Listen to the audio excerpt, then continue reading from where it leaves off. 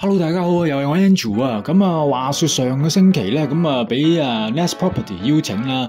咁之前其實早2年咧都係幫佢哋賣嘅一啲好豪華、好 luxury 嘅house 嘅。咁喺唔同嘅地方啦，咁喺Sanlitlan 咧，依家咧亦都有2個。咁之前大家如果睇翻 YouTube 片咧，就可以知道關於一啲咩嘅價位同埋咩設計。咁所以發展商依家咧就希望咧因為我哋個收效大啦，咁唔好淨係成日賣貴嘢啦。咁有啲親朋戚友都係話，喂，有冇平嘢可以介紹啊？或者係過嚟每年過嚟 stay 幾個月啊？咁樣可以減下啲 tax 啊，係嘛？當度下假退下休啊，咁樣先再翻去英國啊，翻去澳洲啊咁樣。咁所以依家咧個要求之下咧，咁我哋都係開始咧會宣傳翻一啲 condominium。咁 condominium 咧，咁依家暫時咧，我哋都係幫 MQDC 啦，同埋依家 Nest Property 啦咁樣。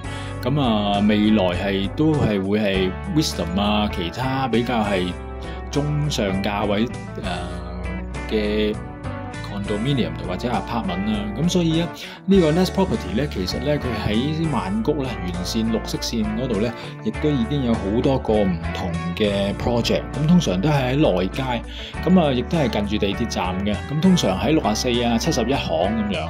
咁呢個71巷咧就係喺呢個 Parknong 嗰個車站。咁喺 Punawiti 同棒澤嗰附近嗰個地區叫 Parknong。Parknong 咧，咁其實就行大約步行7分鐘咧，咁就會嚟到呢個屋苑噶。咁屋苑附近咧有國際學校啊，有一條街咧就有好多食肆喺度啊，中西外國啊，或者係一啲快食嘅店鋪都有。咁所以咧就係非常之方便嘅。咁你當然啦，如果住得喺度就唔係話日日趕住翻工啊，趕住要去追星啊，或者係要趕住出去 shopping 啊咁樣。咁通常咧都係揾一啲係環境靜中帶旺嘅地區咧，咁你可以進可攻退可守，兩樣都可以。咁所以佢依家咧大部分有啲單位咧，其實喺2年前收樓咧，咁有啲2房單位咧都已經賣晒。咁近期咧，咁依家好似啱我上次去嘅時候咧，佢又話有2間2房單位咧可以放翻出嚟，因為有啲泰國人就上唔到會。咁所以咧就依家更加有個特惠嘅價錢咧，一陣間喺片尾大家會睇到嗰個示範單位嘅。咁佢去到45嘅平方米2房咧，其實好好用。咁依家睇緊大家嗰啲咧就係29平方米嘅，即係大約300幾尺。咁1房單位，咁通常咧佢1房啦，咁有一個係掛衫嘅架啦，就唔做衣櫃啦。咁廁所咧就當然就唔會有氣窗啦。咁所謂都係同香港嘅一樣，都係黑廁啦。咁但係所有做晒啲標煙嘅家私啦，同埋係牆身啦，同埋呢個無縫地板啦咁樣，咁所以叫做 fully furnished。咁大家都唔需要再任何去費心思去再做呢個標煙家私噶啦。咁所以咧就真係拎個篋嚟咧，咁啲軟件嘢咧，咁就可以擺落去間屋嗰度。咁好多人都話，只係嚟到租酒店咪得咯。咁但係租酒店你唔可以擺自己啲貴重嘢啊，或者啲衫褲鞋襪喺度啊，或者係洗衣機啊各方面，即係總之好多嘢咧就係要計算過先至可以有陣時旺季啊淡季酒店價錢又唔同。咁自己有一間屋喺度咧，咁零舍安頓好多。咁中間咧就係佢哋嗰個 clubhouse 啊、泳池啊、gardening 啊咁樣，咁就可以細路仔放電啊，咁大人可以休息啊 ，co-working space 啊，又有 fitness 啊咁樣。咁呢個就係嗰個清水樓嗰個交樓嘅標準。咁有晒所有啲電磁爐啊、抽油煙機啊，咁當然個馬力唔係話好強大嗰啲啦。咁衣櫃啊、pantry 嗰個灶頭啊，咁餐台啊、sofa 啊、電視櫃啊、茶几都已經俾晒你嘅完全你淨係買幾個杯碟咁OK。咁有個 balcony 啦，可以出去唞下氣啦。咁通常都係愛嚟裝 compressor。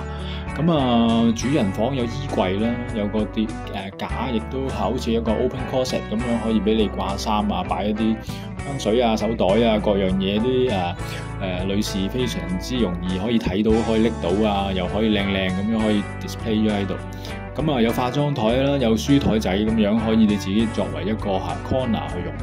咁啊，依家落到嚟呢個 ground floor 啦，咁就大家去睇一睇個 fitness 啦，同埋個 swimming pool fitness 就係可以望住個泳池啦，咁又非常之通透啊，有好開揚啦，個泳池非常之大嚇，游一個堂你都真係要唞一陣先可以。咁 co-working space 慳冷氣可以落去喺度日日喺度上網啦。咁 fitness 又係落地玻璃，咁所以非常之係有豪宅 feel 咁樣。咁所以有呢個咁樣有5座圍住佢，咁啊非常之有 privacy 啦嚇。唔係呢度居民嘅話，你都睇唔到你哋嘅活動個 activities 喺度。